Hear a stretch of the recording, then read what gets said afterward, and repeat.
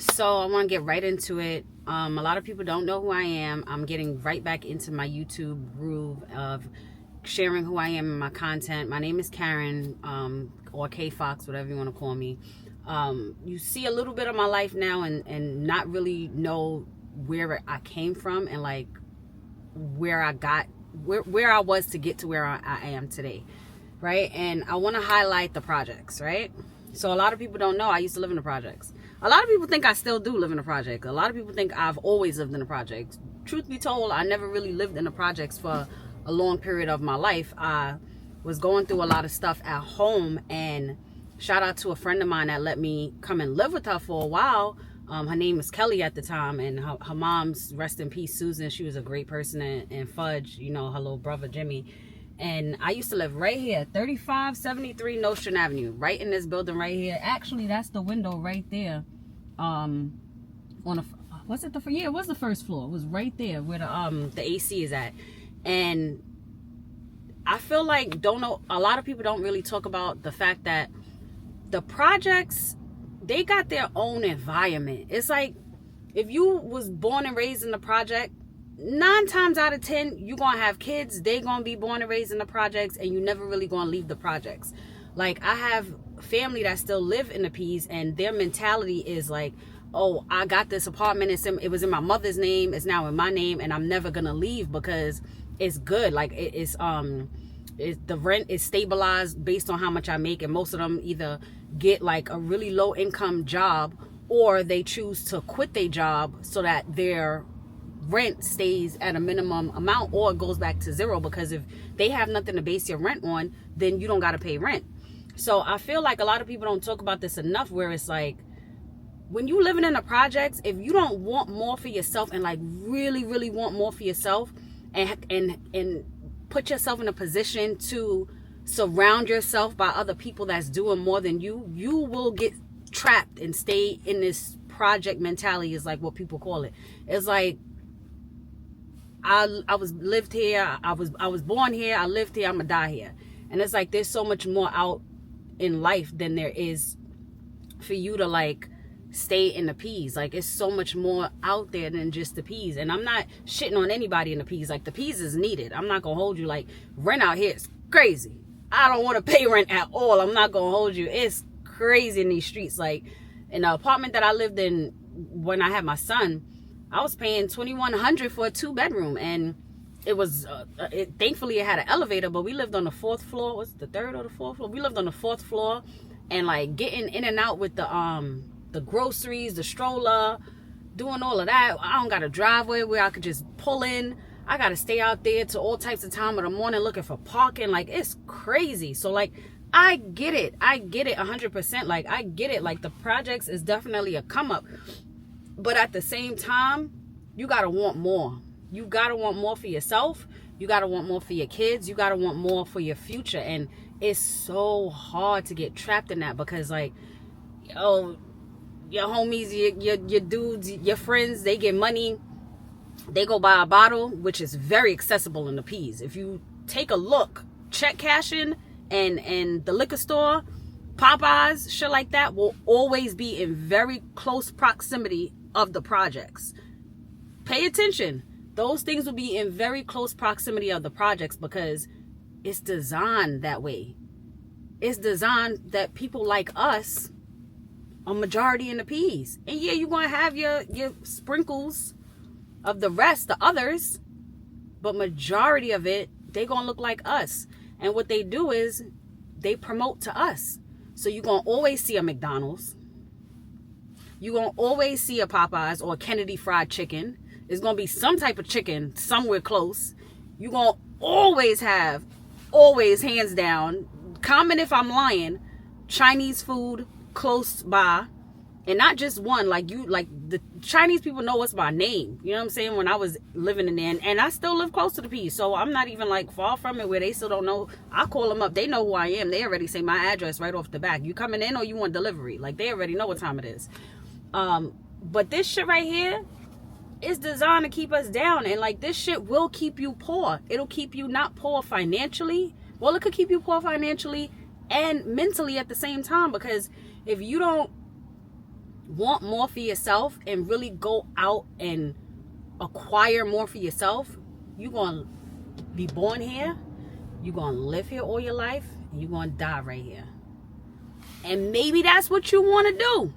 I'm not saying it's a bad life. Maybe it's a good life, because who am I to tell you to want more and then have to go out there and pay mortgage? Mortgage sucks. Who wants to pay mortgage? But with having your own mortgage, having your own house, it's a different peace of mind that you can't get living here. It's just different.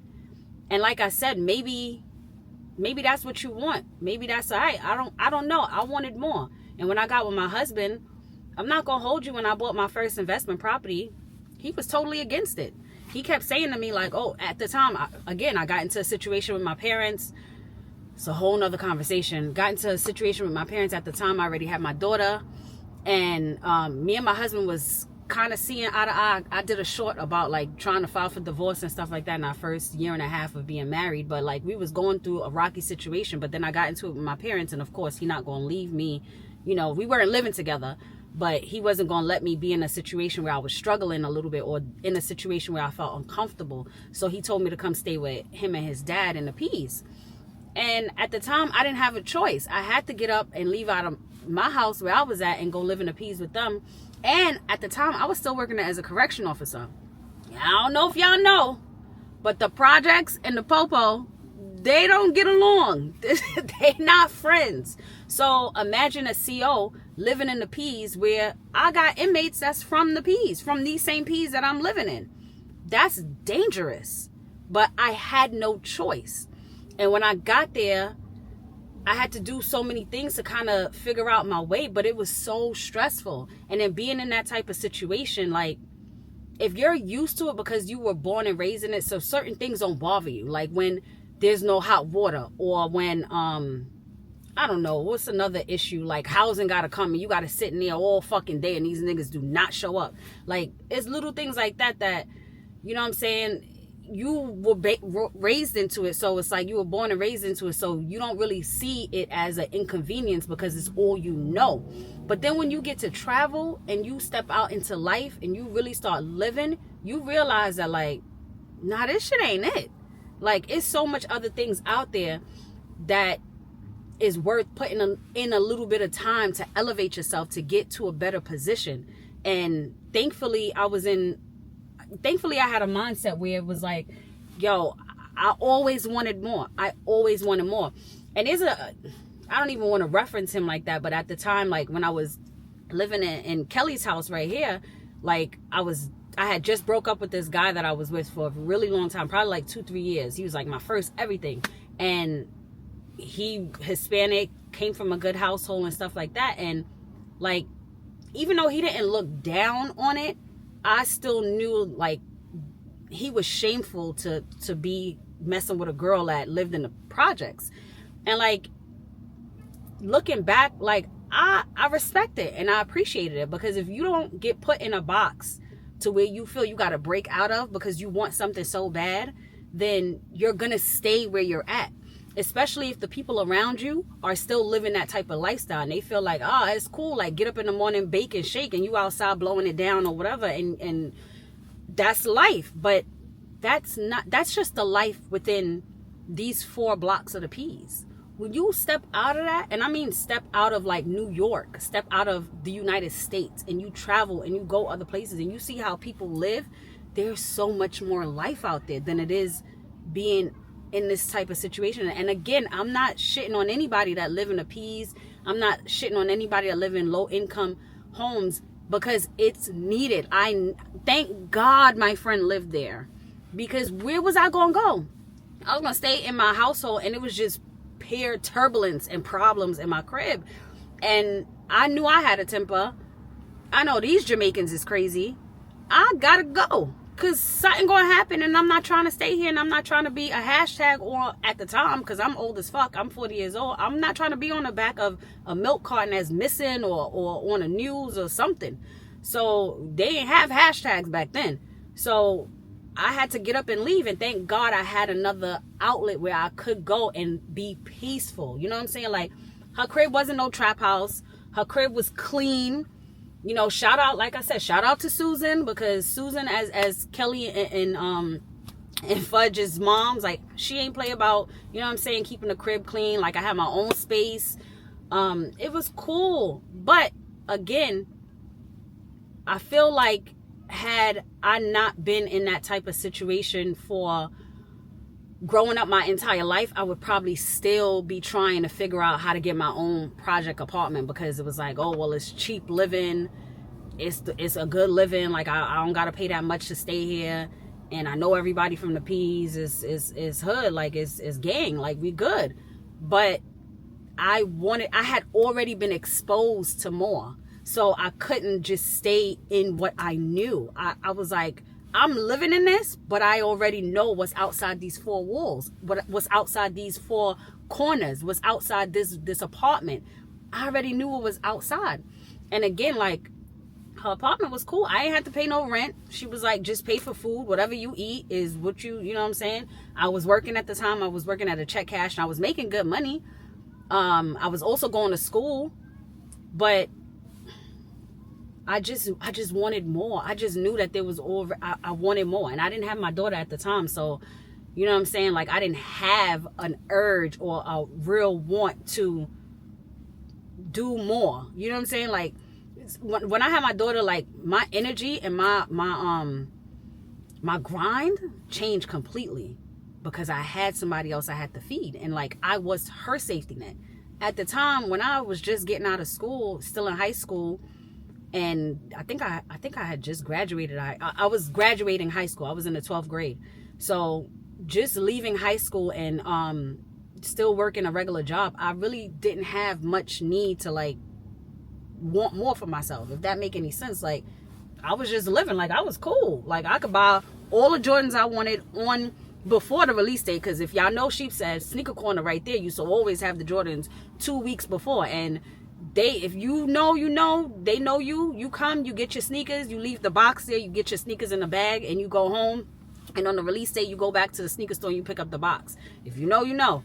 So I could buy anything I wanted. Like, there was a time I took a trip to Florida with my ex at the time, the guy that I was talking to. I took a trip with him to Florida just to go shopping for a day. Like, his family had went out there on vacation. I flew down, like, I think a day before they was ready to leave. We went shopping in the Burberry outlet store, and then came back the next day in the car with them. Like, I had money. So it was like, what am I, you know what I'm saying? What was my grind for? I just knew that I couldn't stay here, because this shit right here will keep you poor mentally. And it couldn't be me.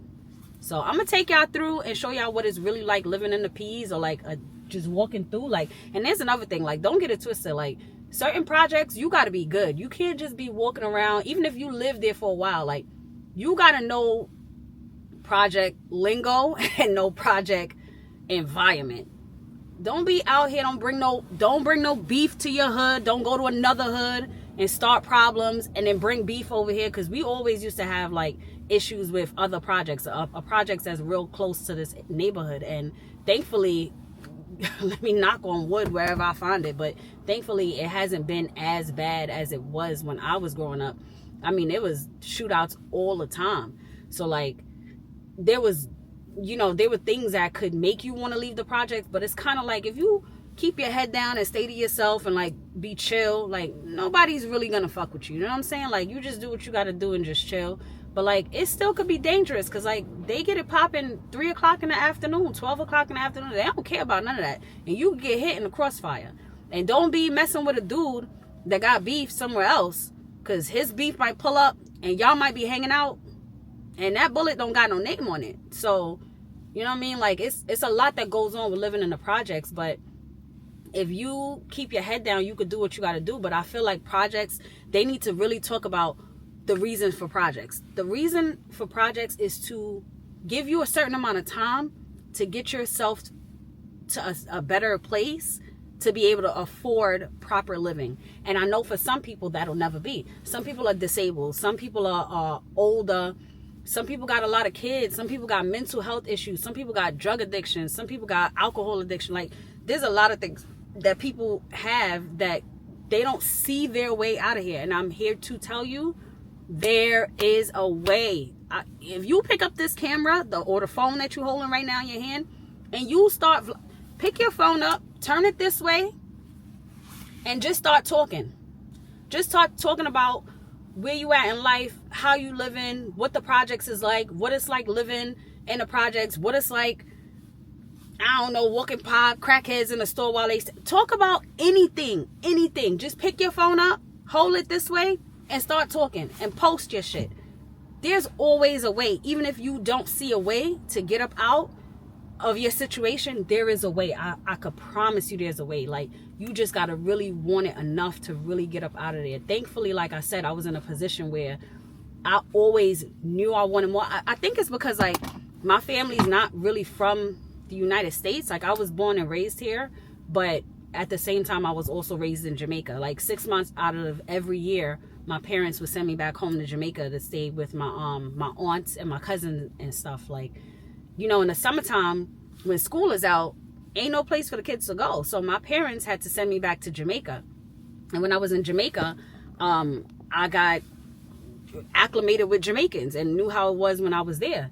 And I seen more, you know what I mean? Like, even though we didn't have money, I was able to travel and I was able to see, like, you think we got it bad? Go to some of these other countries where they don't even got electricity. They don't got running water.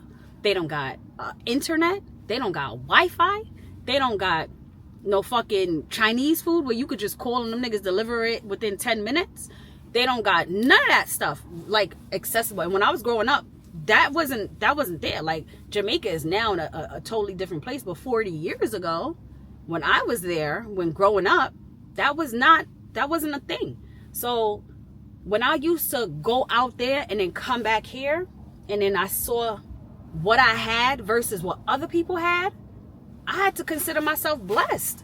And then I had to also say, like, God blessed you with this, and you sitting here playing. And we sitting here, we got TikTok, we got YouTube, we got all these different types of social media where we making mad money doing nothing. Literally sitting in your car talking shit about your life and things that you've been through. And I'm not saying it's easy. I'm looking in the thing because I see two of the crackheads from the neighborhood.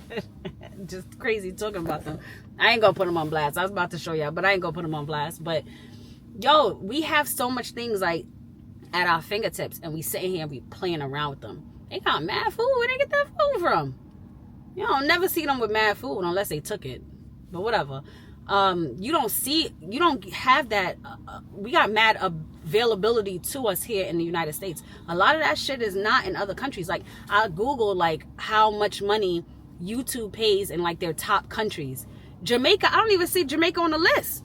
So, like, we still behind. You know what I'm saying? Like, we have so much at our fingertips that we can do, and that we can make so much more of our lives. Like, again, don't get me wrong. If this is what you want, by all means, rock out. Some of my best memories was in the P's. I ain't gonna hold you. But this couldn't be my forever. This just had to be my temporary, or my right now, or my get right. That's what I call a P's. It's your get right. Do what you gotta do, get your shit together, and then you get up out of there. That's how I feel. But like I said, it's not that easy for everybody. But if you really do want it, it's there. I'm gonna take y'all through, and I'm gonna show y'all exactly where I used to stay at.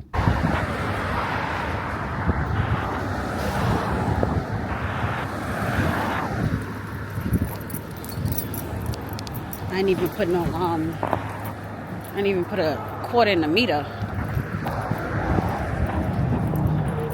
So this is the P's that I'm walking through. This is Nostrum Projects. Oh, they kind of fixed up over here. It definitely ain't looked like this before. Let's see, I can get through on this side. Nope. All right. All they missing now is security at the gate. It's about to be fucking gated community in a minute. Look at all these cars and shit. I think this is all housing people though. Let me see if they got something in their car. No. Park your shit over here and see if they don't tow it. Oh, I could have walked through there. I don't feel like I remember this used to be here. I don't know. They switched up. I'm gonna see if the door's open. The door look open from here. See, I don't got no problems with people, so 20, 30 years later, I could still walk into a project building and be good. So if you know, you know. If you know, you know. You know what that's for.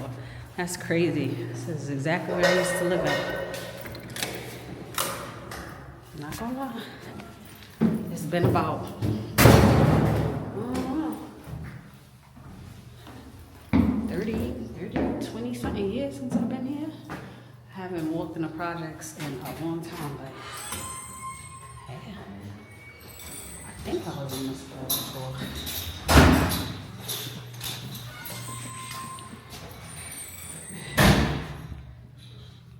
Yeah, but this is the door that I used to live at, right here, 1A. Somebody just walked out of the hallway and was looking at me like, bitch, where you from? Who you? But I'm good in the hood, so this is where I was at.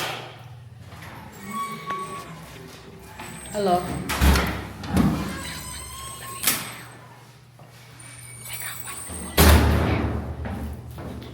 She even said hi to me. That was nice. All right.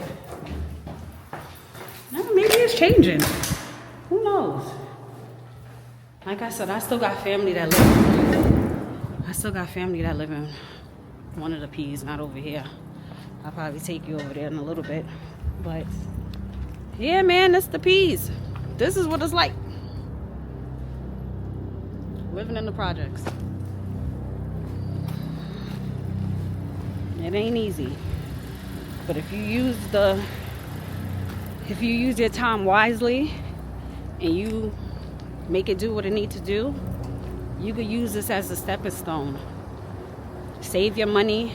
Don't be out there flexing, buying all types of unnecessary shit. Stop buying cars. Stop renting cars. That's another thing a lot of people do. Renting. What you renting cars for? What you doing that? You just paying somebody else's lease or paying off somebody else's car. What you doing that for? If you need a car every day, get you a little bullshit ass car. Something that could get you to and from. And get on the MTA. Ain't nothing wrong with that. Oh.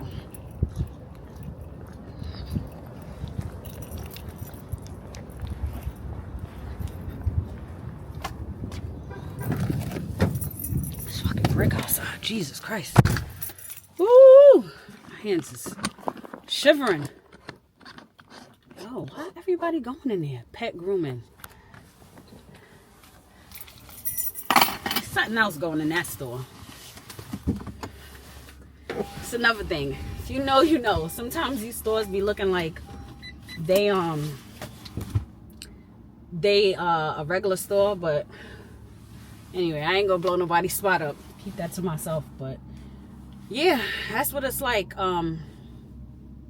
Living in the P's. Being in the P's, being in the projects. Now, like I said before, and I'm going to stress this because I'm going to have some people in the DMs talking crazy or in the comments talking crazy like, oh, you got something against... No, I'm a project baby too. I don't care how long I lived there. Whether it was a year or less than a year. And I lived there twice on two different occasions. And had I not had that as a place to stay at, I'd have been fucked. I'd have been in a messed up situation. So... all I'm saying is just don't let it get the best of you. Use it as a stepping stone. Save your money. Get whatever you need to get together.